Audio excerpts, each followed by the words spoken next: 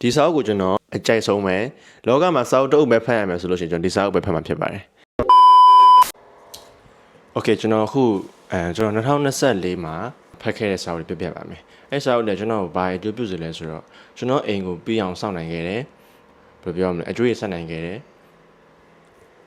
ခဏနော်အမေခေါ်လို့ကျွန်တော်အခုအကျိုးခံစားနေရတဲ့အကုန်လုံးကကျွန်တော်အရင်တော့လုပ်ခဲ့တဲ့အရာတွေအကြောင်းဖြစ်ပါတယ်။ဆိုတော့ကျွန်တော်2024မှာဖတ်ခဲ့တဲ့စာအုပ်ကိုပြပြပါမယ်။အဲ့စာအုပ်နဲ့ကျွန်တော်ကိုလူတွေအကြောင်းသိစေတယ်။ပါဝါအကြောင်းသိစေတယ်။မပြိုင်ပဲနိုင်အောင်လုပ်လို့ရရဲဆိုတာသိစေတယ်။စီးပွားရေးအကြောင်းသိစေတယ်။ပြီးတော့ကျွန်တော် focus တွေကဘာကြောင့်ဒီပျောက်နေရလဲဆိုတာသိစေတယ်။ဘာလို့အပြောင်းလဲမြန်မြန်လုပ်ရမလဲဆိုတာသိစေတယ်။နောက်တစ်ခုကတော့ကျွန်တော်တို့ဘာလို့ပြင်းလဲဆိုတာသိစေတယ်။ဆိုတော့အဲ့အရာတွေကိုကျွန်တော်ပြပြမှာဖြစ်ပါတယ်။ပထမဆုံးတစ်အုပ်ကတော့48 laws of power ဖြစ်ပါတယ်ဒီစာအုပ်ကိုကျွန်တော်အကြိုက်ဆုံးပဲလောကမှာစာအုပ်တစ်အုပ်ပဲဖတ်ရမယ်ဆိုလို့ရှိရင်ကျွန်တော်ဒီစာအုပ်ပဲဖတ်မှာဖြစ်ပါတယ်ဆိုတော့ तू က dark psychology ကိုပြပြထားတယ်လူတွေကဘာကြောင့်ရုပ်မာတာလဲဘာကြောင့်လူတွေကဘာကြောင့်လုပ်တယ်ဆိုတော့ဒီ power 48ခုကိုပြပြထားတယ်ဆိုတော့ဘာသာပြန်နေထွက်လာပြီကျွန်တော်တို့အင်္ဂလိပ်လိုပဲဖတ်တယ်မူရင်းကိုပဲဖတ်တယ်မူရင်းကပေးတဲ့အရာသာလိုချင်တယ်ဒါကြောင့်ပါဆိုတော့ဒီထဲမှာကျွန်တော်မြင်ထားတဲ့ဟာလေးတစ်ခုပြပြမယ်ပေါ့နော် law 7ပေါ့Get others to do the work for you but always take the credit အများကိုအတွက်အလုပ်လုပ်စေပါတဲ့ပြီးရင်ကိုကအဲ့အတွက်နာမည်ကောင်းယူပါတယ်အများဆိုကိုယ့်ရဲ့ဒီဝန်ထမ်းတွေကိုအလုပ်လုပ်ခိုင်းတဲ့လူတွေဆိုတော့အောင်မြင်လို့ရှိရင်တခုခုနာမည်ရလို့ရှိရင်ကိုကနာမည်ကောင်းရတတ်တယ်ပြီးဒါပေမဲ့တကယ်အလုပ်လုပ်နေရတာသူတို့တွေဆိုတော့ဒါလောကကြီးရဲ့အမှန်တရားပေါ့နော်ပြီးရင်ဒါရောလောကကြီးအမှန်တရားမသိတဲ့လူတွေဒါရောလူဒီမခိုင်းတဲ့လူတွေကပို့ပြီးတော့ဘယ်လိုပြောပါဝါမဲ့တယ်ပေါ့ဆိုတော့ဟိုတော်နဲ့နေထွတ်ရရဆိုကျွန်တော်တော်တော်ကြီးကိုဘယ်လိုပြောမလဲစိတ်ထဲထိတယ်ပေါ့နော်စိတ်ထဲထိတယ်တော်တော်စဉ်းစားဝါးရအဲ့လောက်ထိရှိရလားပေါ့ဆိုတော့ဟိုကိုသားကိုတောင်ပြန်တက်တဲ့ဒီအာနာလိုချင်တဲ့ဒီတရုတ်ပြည်ကဘယင်မပေါ့ဘယင်မအကြောင်းလဲပါတယ်ဆိုတော့ကျွန်တော်ဒီစာအုပ်ကိုတက်ကျွန်တော်ဒီ law တစ်ခုစီရှင်းပြပေးပါမယ်ဆိုတော့ဒါပထမဆုံးတစ်အုပ်ဖြစ်ပါတယ်ဒုတိယတစ်အုပ်ကတော့ဒီ stolen focus ဆိုတဲ့စာအုပ်ပေါ့နော်ကျွန်တော်အာရုံနေရဘာကြောင့်ပြောင်းနေရလဲကျွန်တော် flow state ဘာလို့ပြောင်းနေရလဲဒီ flow state ဆိုတာဒီပကြီးစရာတွေမှာတော်တော်များများတွေ့ရတဲ့ဇန်ဝင်တဲ့ပုံစံမြန်မာလူဆိုရင်ဇန်ဝင်တာပေါ့နော်ဆိုတော့ तू ကပကြီးဆွဲရင်းနဲ့ဘယ်လောက်ချိန်ကုန်လုံးကုန်မှမသိဘူးဒီပကြီးရဲ့ပြည့်စုံမှုပကြီးပေါ်မှာ तू ဘယ်လိုပြောမလဲဘယ်လောက်အာရုံဆက်နိုင်မှုပေါ်မှာမူတည်ပြီးတော့အချိန်ကုန်လုံးကုန်မှမသိပါလားတရားထိုင်ရင်လည်း flow state ကိုရတယ်ကျွန်တော်တို့ဒီပကြီးဆွဲရင်လည်းရတယ်ဒီကကိုစိတ်ဝင်စားတာတခုခုလုပ်နေလို့ရှိရင် flow state ကိုရတယ်ဒါပေမဲ့အဲ့ဒါတွေကိုပယ်ဖြတ်နေတာကျွန်တော်တို့ရဲ့ဖုန်းတွေအိမ်သုံးဆေး quality မရှိအိမ်သုံးဆေးတွေဖုန်းတွေမှာမဟုတ်ဒီ तू ကတခြားပစ္စည်းတွေပြပြထားတယ်ဒီ pollution တွေကျွန်တော်ရဲ့ဒီ focus တွေကိုပျောက်စေတယ်ဆိုတော့ကျွန်တော်တို့အာရုံဆက်လို့မရဘူးဒီဖုန်းပေါ်မှာအမြင်လက်ရောက်နေဆိုတာကလည်းကျွန်တော်တို့ကိုအာရုံပျောက်စေတဲ့အရာတွေကြောင့်ဖြစ်တယ်အဓိကကျွန်တော်တို့ကြောင့်မဟုတ်ဘူးကျွန်တော်တို့ကဒီတိုးတက်လာတဲ့ခင်မှာလိုက်ပါစီးမျိုးနေရတာကျွန်တော်တို့ကဒီခစ်အပြောင်းလဲကိုကျွန်တော်မခံနိုင်ကျွန်တော်ကလိုက်ပြောင်းလဲရတာဆိုတော့ဟိုကျွန်တော်အာရုံနေရလဲလိုက်ပြီးတော့နဲလာတာပေါ့နော်ဆိုတော့ဒါ stolen focus ကဘာကြောင့်ဒီ ion တွေကအခိုးခံရတယ်ပြပြချင်းဖြစ်ပါတယ်ဆိုတော့ကျွန်တော်ဒါဒီစာဖတ်ပြီးနောက်မှာကျွန်တော် Facebook notification တွေပိတ်လိုက်တယ်ကျွန်တော် Facebook notification မတက်ပါဘူး Messenger နဲ့ notification မတက်ပါဘူးကျွန်တော်ကြည့်မှတက်တာပါ Instagram ဆိုလည်းကျွန်တော် notification ပိတ်ထားပါတယ်ဆိုတော့အဲ့ notification နဲ့ကျွန်တော် ion တင်း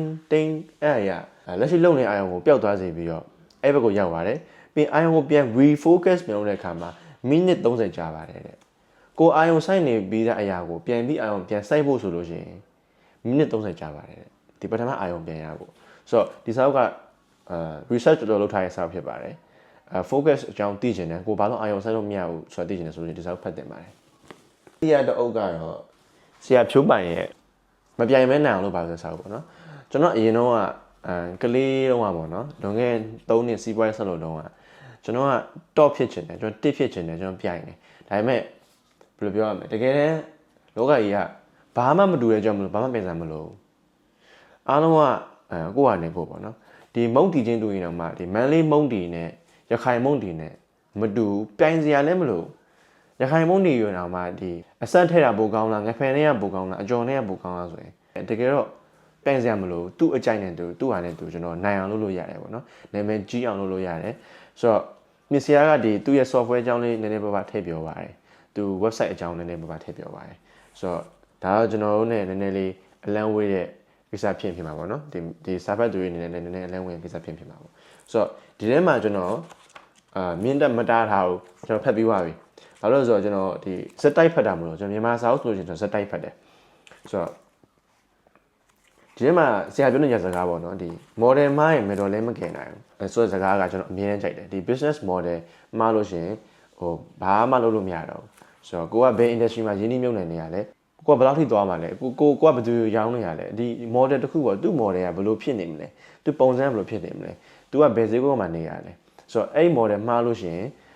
ကိုလို့ရှိရင်တဲ့ပုံစံနဲ့မကိုက်လို့ရှိရင်ဒါဘယ်သူမှမကင်နိုင်ဘူးဘယ် marketing မှလည်းမကင်နိုင်တယ်လို့ဘာမှဘယ် sales မှလည်းမကင်နိုင်ဘူးဆိုတော့ဘယ်ဆရာမှလည်းမကင်နိုင်ဘူးဒီအဲ့အားလေးလည်းသဘောကျတယ်ပေါ့နော်ဟိုဒီစားကိုလည်းတကယ်လို့စီးပွားရေးလုပ်နေတဲ့လူငယ်စီးပွားရေးလုပ်ငန်းရှင်တွေရောဒီလိုဖတ်တင်ပါတယ်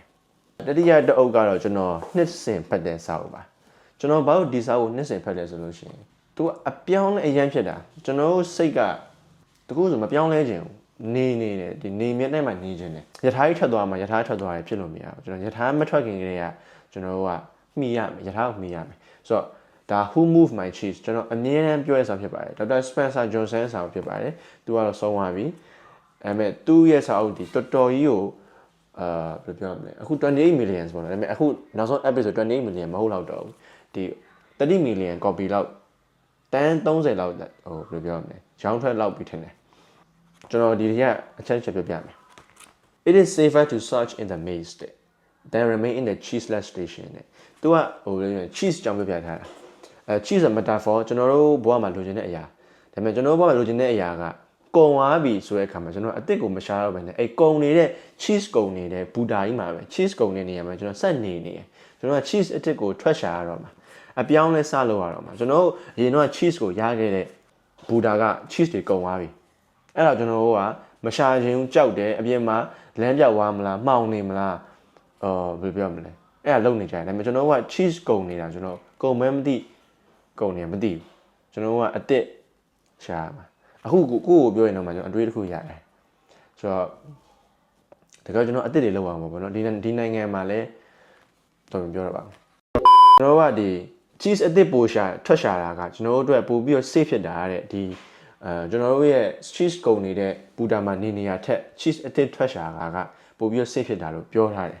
ဆိုတော့အခောက်တိုင်းဖက်လေကျွန်တော်အခောက်တိုင်းကျွန်တော်အတွေးအစ်စ်ရရဖြစ်ပါတယ်ဆိုတော့ဒီစာအုပ်ကိုကျွန်တော်အားလုံးကိုဖတ်ဖို့ recommend အပြည့်အဝပေးပါတယ်နောက်တစ်ခုကတော့မြန်မာစာအုပ်ပေါ့နော်ဒ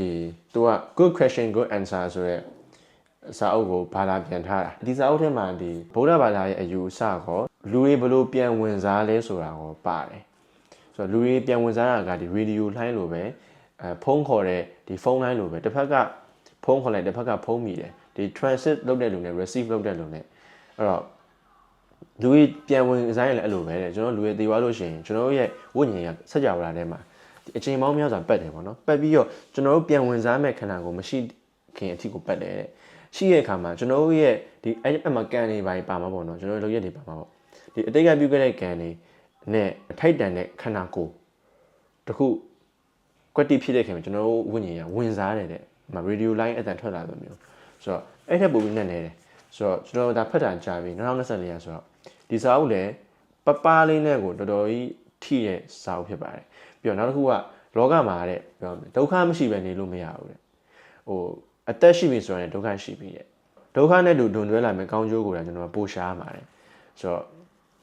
တော်တော်ကြီးထိရစာအုပ်ပေါ့နော်ဒါကျွန်တော်အတွက်ကျွန်တော်အဲ့တော့24နှစ်ပေါ့24နှစ်23နှစ်အတွက်ကိုဒါကျွန်တော်အပြောင်းလဲဖြစ်တဲ့စာဖြစ်ပါတယ်ဆိုတော့ဒီစာအုပ်လည်းဖတ်တင်ပါတယ်နောက်တစ်ခုကတော့ကျွန်တော်ဒီ passionate MBA ပေါ့နော်ဒါက MBA